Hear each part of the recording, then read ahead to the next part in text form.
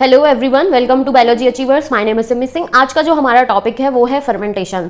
3 topic हम इस particular chapter के डील कर चुके हैं एनसीईआरटी की line by line. That means कि फर्स्ट पार्ट जो था वो था इंट्रोडक्शन पार्ट, सेकंड पार्ट जो था इस पर्टिकुलर चैप्टर का वो था do plants breathe, third part जो है वो था ग्लाइकोलिसिस जिसमें हमने डिटेल में डिस्कशन किया। साथ ही साथ ग्लाइकोलिसिस का जो सिर्फ और सिर्फ ग्लाइकोलिसिस पाथवे है जिसमें 10 स्टेप्स के थ्रू ग्लूकोज जो है वो पायरुविक एसिड में कैसे कन्वर्ट होता है और हर एक स्टेप में कौन सा एंजाइम इन्वॉल्व होता है उसके रिगार्डिंग मैंने 6 to 7 मिनट का वीडियो है जो कि अलग से अपलोड किया है। अगर यदि वो सारे वीडियोस नहीं देख रहे हैं तो मेक श्योर कि जरूर देखें क्योंकि हर एक जो टॉपिक है वो एक दूसरे से कनेक्टेड है। स्टार्ट करते हैं fermentation. In fermentation say by yeast incomplete oxidation of glucose is achieved under anaerobic condition by set of reaction where pyruvic acid is converted to carbon dioxide and ethanol. जो fermentation का जो process है ये किसमें होता है? East में होता है। इसमें कैसा कम ऑक्सीडेशन होता है ग्लूकोज का? इनकम्प्लीट ऑक्सीडेशन होता है एनएरोबिक कंडीशन में। दैट मीन्स कि in the absence of oxygen. इसमें सेट ऑफ रिएक्शंस जो है वो इन्वॉल्व होते हैं। That means more than one reaction जो है वो होती है जिसमें क्या होता है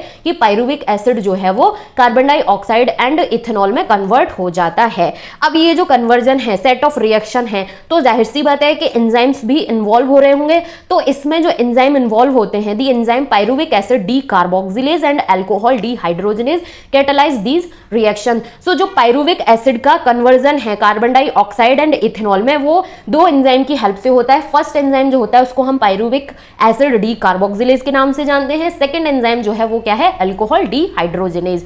other organism like some bacteria produce lactic acid from pyruvic acid. Bacteria जो है वो क्या करता है? पायरुविक एसिड जो है उसको लैक्टिक एसिड में कन्वर्ट कर देता है। These steps involved are shown in figure 14.2।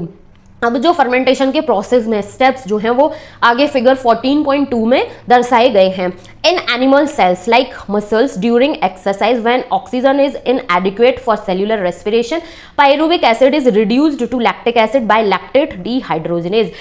Animal cells, ठीक है, फॉर एग्जाम्पल मैं अपना एग्जाम्पल ले रही हूँ एनिमल सेल्स के रेफरेंस में। तो क्या होता है कि जब हम एक्सरसाइज करते हैं तो उस टाइम पर उस दौरान क्या होता है कि जो हमारे मस्कुलर सेल्स है, मसल सेल्स है, उनमें ऑक्सीजन की जो कंसंट्रेशन है वो बहुत ज़्यादा कम हो जाती है। तो इस कंडीशन में क्या होता है कि जो मसल सेल्स हैं उनमें पायरुविक एसिड जो है वो किस में कन्वर्ट हो जाता है? लैक्टिक एसिड में। कौन से एंजाइम की हेल्प से? लैक्टेट डीहाइड्रोजनेज नाम के एंजाइम की हेल्प से। The reducing agent is NaDH plus H positive which is reoxidized to NAD positive in both the processes। ठीक है, अब दो प्रोसेस हैं, एक ईस्ट में चल रहा है, एक मसल्स में चल रहा है। ईस्ट में जो चल रहा है वहां पर पायरुविक एसिड जो है वो दो एंजाइम की हेल्प से कन्वर्ट हो जा रहा है कार्बन डाइऑक्साइड एंड इथेनॉल में। मसल्स में क्या हो रहा है? पायरुविक एसिड जो है वो लैक्टिक एसिड में कन्वर्ट हो जा रहा है लैक्टेट डीहाइड्रोजनेज की हेल्प से। अब ये जो दोनों प्रोसेस चल रहे हैं इनमें जो रिड्यूसिंग एजेंट होता है वो क्या होता है? NaDH plus H पॉजिटिव, जो कि रीऑक्सीडाइज हो जाता है किसमें? NaDH पॉजिटिव में। तो ये हम फिगर के थ्रू समझ लेते हैं। ये यहाँ पर ग्लाइकोलिसिस पाथवे जो है उसी से स्टार्टेड है कि ग्लूकोज जो है कुछ सेवरल स्टेप्स के थ्रू ग्लिसरल्डिहाइड 3 फॉस्फेट में कन्वर्ट हुआ। ग्लिसरल्डिहाइड 3 फॉस्फेट से फॉस्फोग्लिसरिक एसिड जब बना तो NAD पॉजिटिव जो है वो किस में कन्वर्ट हुआ था? NADH plus H पॉजिटिव में। अब फॉस्फोग्लिसरिक एसिड जो है वो फॉस्फोइनोल पायरुविक एसिड में कन्वर्ट हुआ। फॉस्फोइनोल पायरुविक एसिड जो है उससे क्या बना? Pyruvic acid. अब ये जो पायरुविक एसिड है इसके दो फेट हैं। दैट मीन्स कि ईस्ट में अगर देखा जाए तो ये इथेनॉल प्लस कार्बन डाइऑक्साइड में कन्वर्ट हो रहा है। अगर यदि हम मसल्स की बात करें तो मसल्स में ये किस में कन्वर्ट हो रहा है? लैक्टिक एसिड में। और दोनों ही प्रोसेस में क्या हो रहा है? जो रिड्यूसिंग एजेंट है NaDH plus H पॉजिटिव ये रीऑक्सीडाइज हो जा रहा है किसमें? NAD पॉजिटिव में। सो यही बात हमसे वहां पर बताई गई थी। ठीक है, in both lactic acid and alcohol fermentation not much energy is released. अब जो पायरुविक एसिड चाहे वो लैक्टिक एसिड में कन्वर्ट हो रहा हो या फिर इथेनॉल प्लस कार्बन डाइऑक्साइड, दोनों में दोनों ही प्रोसेस जो है उसमें बहुत ज्यादा एनर्जी जो है वो रिलीज नहीं होती है। Less than 7% of energy in glucose is released and not all of it is trapped as high energy bond of ATP।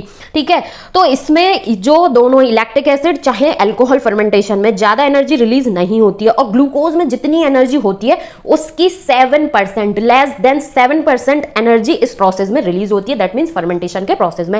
And ये जो एनर्जी रिलीज हुई है 7% एनर्जी जो रिलीज होती है इसमें से सारी एनर्जी जो है उसको ATP में ट्रैप नहीं किया जाता है। All the processes are hazardous, either alcohol और एसिड इज प्रोड्यूस्ड। ठीक है। पायरुविक एसिड से चाहे वो इलेक्ट्रिक एसिड बन रहा हो, चाहे वो इथेनॉल अल्कोहल बन रहा हो, दोनों ही प्रोसेस जो है वो हजार्डस दैट मीन्स कि हार्मफुल होते हैं। अब आगे हमसे एक क्वेश्चन पूछा गया है यहाँ पर कि जो ग्लाइकोलिसिस पाथवे से लेकर फर्मेंटेशन का पाथवे जो चलता है उसमें नेट कितने एटीपी मॉलिक्यूल्स जो हैं वो सिंथेसाइज्ड होते हैं और कितने एटीपी मॉलिक्यूल्स जो है वो यूटिलाइज होते हैं एक ग्लूकोज मॉलिक्यूल जब क्या होता है, फर्मेंट होता है। Yeast poison themselves to death when concentration of alcohol reaches about 13%। Fermentation जो प्रोसेस है उसमें अगर यदि अल्कोहलिक कंसंट्रेशन जो है वो 13% से ज्यादा हो जाती है तो फर्मेंटेशन के प्रोसेस में जो फर्मेंटिंग ऑर्गेनिज्म है ईस्ट जो है वो क्या हो जाता है, उसकी डेथ हो जाती है। आगे हमसे क्वेश्चन जो पूछा गया है जो कि हमारे काम का नहीं है, ठीक है। अब एक और क्वेश्चन पूछा गया है जो कि इंपॉर्टेंट है। What then is the process by which organism can carry out complete oxidation of glucose and extract the energy stored to synthesize a large number of ATP molecule needed for cellular respiration।